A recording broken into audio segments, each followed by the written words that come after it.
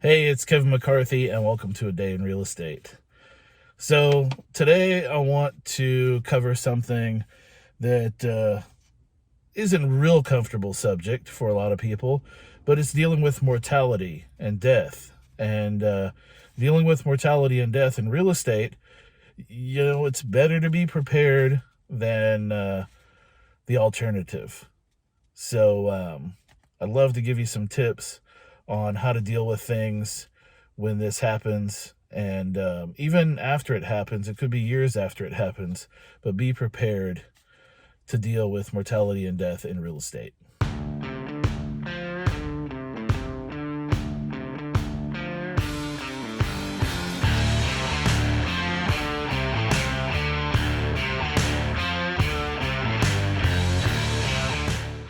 Look, let's face it.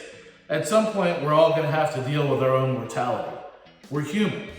Let's face it, it's going to happen, right? But we can be prepared, especially when it comes to our real estate. Here in Texas, it can be problematic if one spouse dies, especially when there are children involved and the probate process, right? So even if a spouse died several years ago, if things weren't done properly, it becomes a real headache. It's a real stressful headache for the property owner to be able to sell that property and make it happen if the property has not been probated and there was not a will in place. I mean, you would think if you're married and it's common property and one spouse dies, then it's automatically the other person's property. No, it's not always the case, especially when there are heirs, children involved.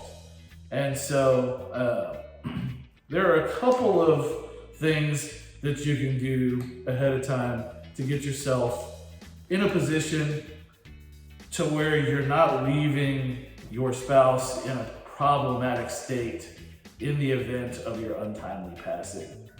There's a couple of options. The Texas Ladybird deed. That is a deed where you can file it and you can still control the property, you can still sell the property, you can do whatever you want with the property and control it as you would normally, but it helps to avoid probate so that it directs, what's happening with the property afterwards. You should research the Ladybird deed.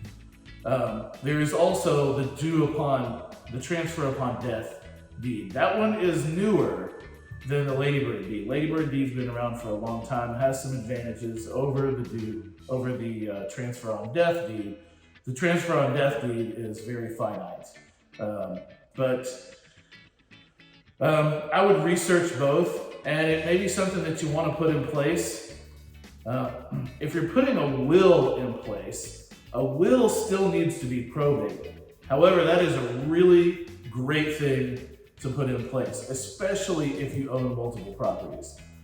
Put a will in place for sure.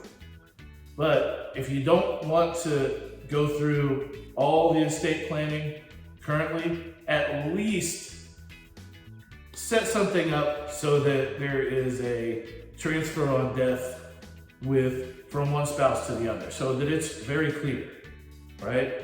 This spouse dies, transfer on death to the other spouse immediately, no probate needed, it's done, right? That way, the other spouse, at any point in time, they may stay in that property for the next 10 years or so. But what you don't want to happen is they come up to sell that property and then they have to do affidavits of heirship, and there's all this stressful stuff that happens with that in order for them to sell that property.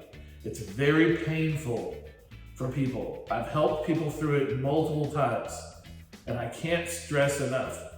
Get your stuff together and make sure that you have those things in place so that if something happens to you, your loved ones are taken care of.